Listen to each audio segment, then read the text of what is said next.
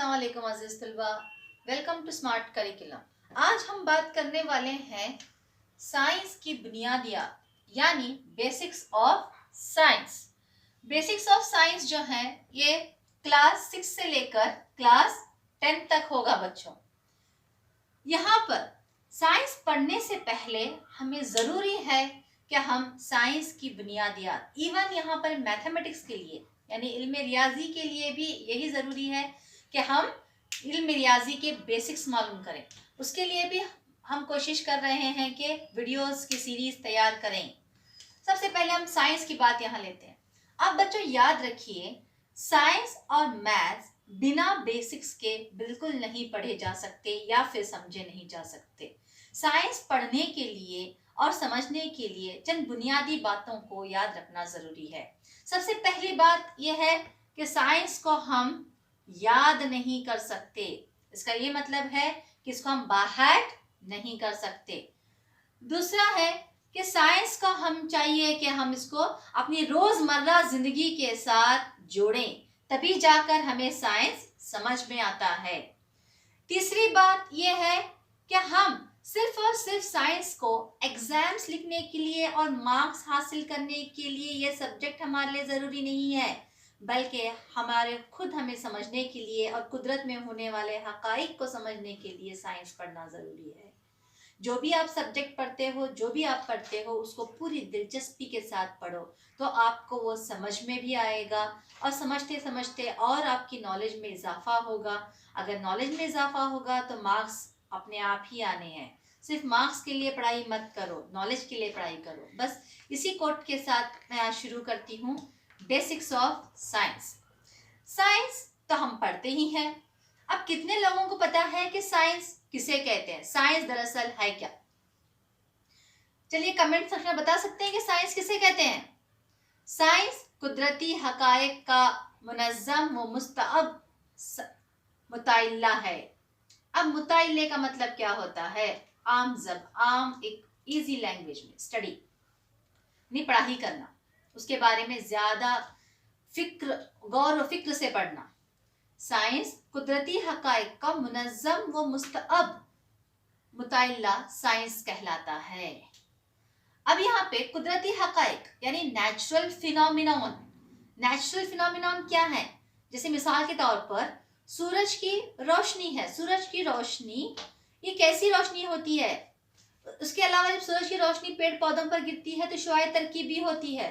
तो यहाँ हम इसको सिस्टमेटिकली हम लोग यहाँ पे पढ़ते हैं।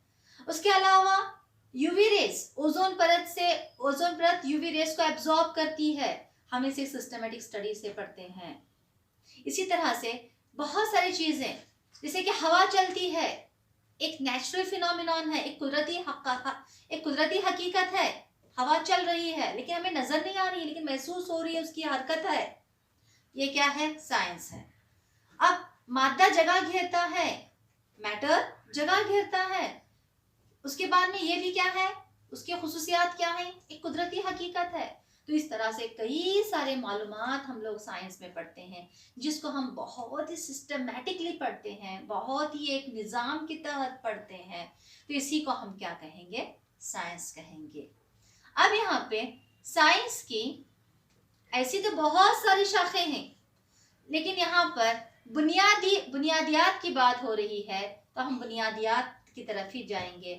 साइंस की 3 बुनियादी शाखें हैं। There are 3 branches of science. Number 1 इल्म तबीयत, जिसको हम अंग्रेजी में फिजिक्स कहते हैं। इल्म कीमिया, जिसको अंग्रेजी में केमिस्ट्री कहा जाता है, यानी अंग्रेजी लफ्ज क्या है? Chemistry, mystery. चलिए आगे बढ़ते हैं। तीसरे नंबर पर है, यानी तीसरा जो है इल्म हयातियात। इल्म हयातियात यानी बायोलॉजी। ये 3 बुनियादी शाखें हैं साइंस की। अब इल्म तबीयत यानी फिजिक्स किसे कहते हैं? फिजिक्स में हम क्या क्या पढ़ते हैं? थोड़ा गौर कीजिए, याद कीजिए कि हम फिजिक्स में क्या क्या पढ़ते हैं। हम फिजिक्स में रोशनी के बारे में पढ़ते हैं, मादी अजसाम की हरकत के बारे में पढ़ते हैं, हम साउंड यानी आवाज के बारे में पढ़ते हैं। तो ये सब क्या है, ये सारे के सारे क्या है, मादी अजसाम है, यानी जिसमें मादी अजसाम और इनके खुसूसियात का मुताल्ला होता है, इल्मे तबीयत कहलाता है बच्चों।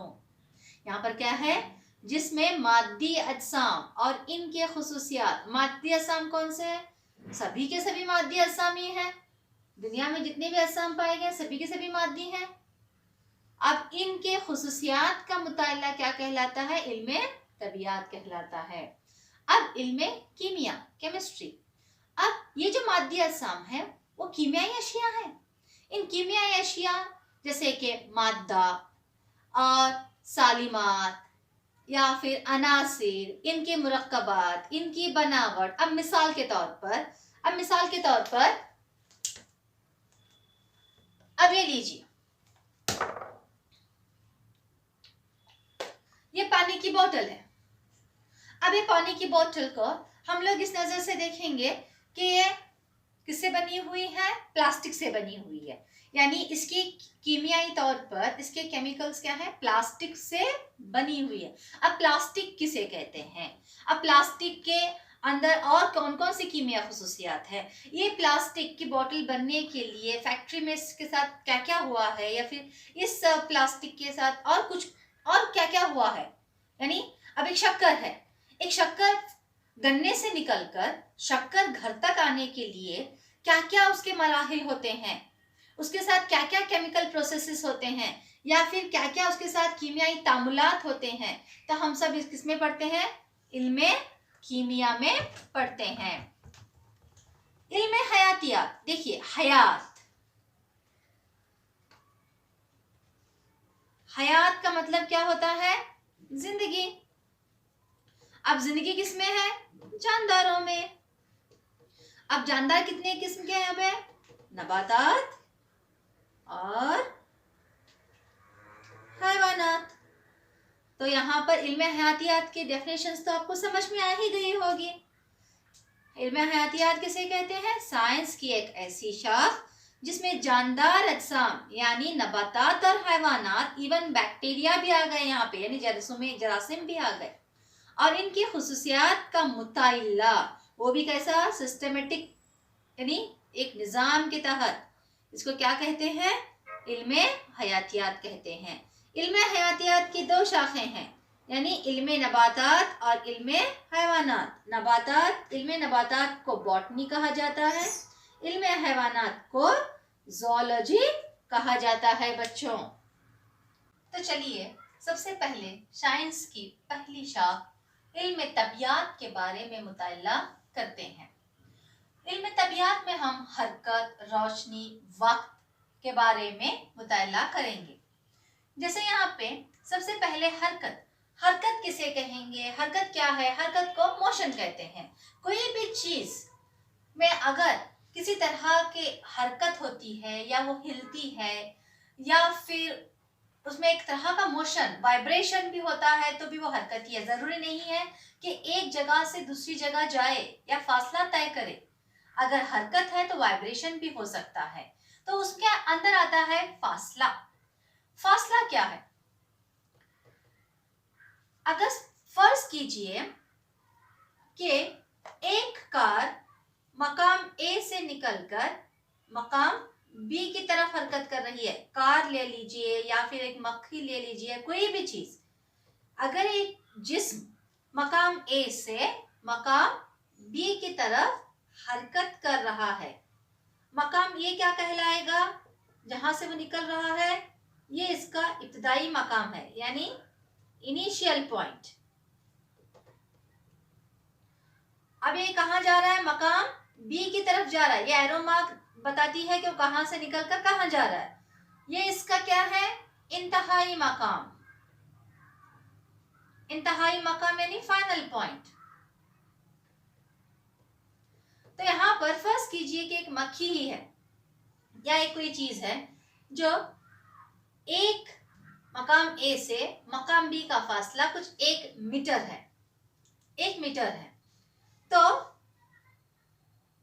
फासला कितना तय हो गया, इसकी एक लंबाई है, इब्तदाई मकाम से इंतहाई मकाम के दरमियान तय करदा लंबाई, तय करदा लंबाई यानी 1 मीटर लंबाई फासला कहलाती है।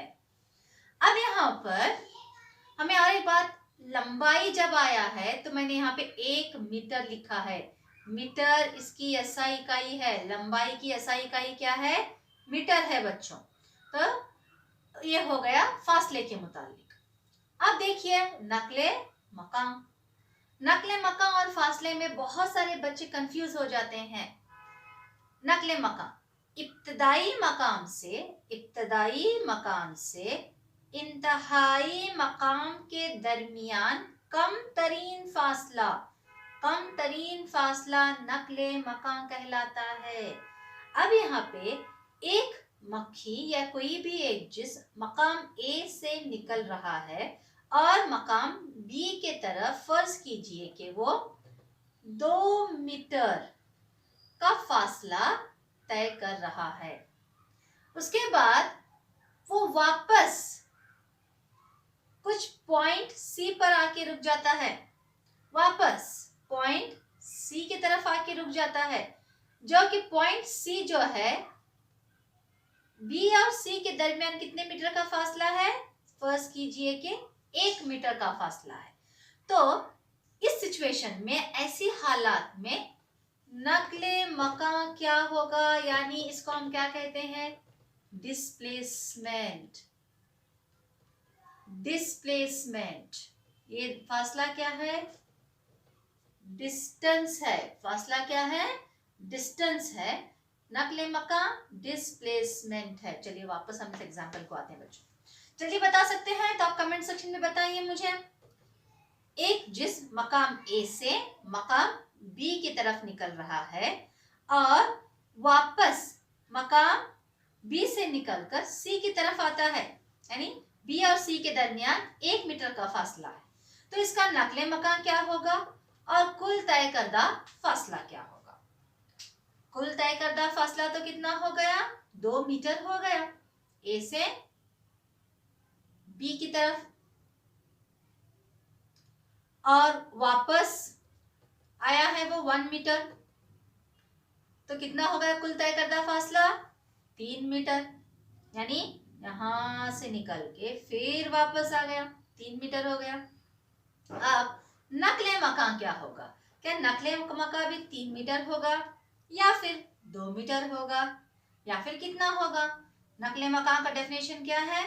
कम तरीन फासला। तो हमें क्या करना चाहिए? मकाम ए से निकलकर बी की तरफ जितना गया है उसमें से जो वापस आता है ना 1 मीटर, यानी ए और सी का दरमियानी फासला कितना होगा? ए और सी का दरमियानी फासला कितना होगा? हमें ये बताना होगा। तो यहाँ पर सबसे कम तरीन फासला क्या है?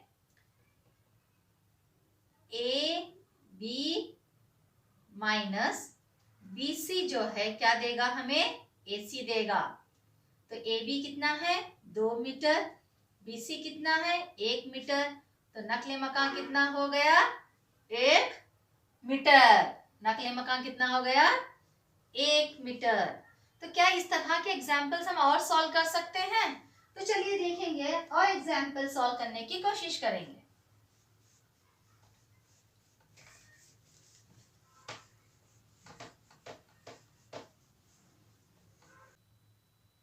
तो चलिए अगला देखते हैं। अगर एक लड़का मगरिब से निकलकर 4 मीटर का फासला तय करता है और शुमाल की जानिब रुख करता है तो 3 मीटर का फासला तय करता है, तो इसका नकले मकाम और कुल तय करदा फासला क्या होगा? बच्चों ये आपके लिए होमवर्क होगा, तो जल्द से जल्द कमेंट सेक्शन में बताइए कि इसका आंसर क्या होगा। तो इस जवाब के साथ मिलते हैं आगे के वीडियो में। तब तक के लिए खुदा हाफिज।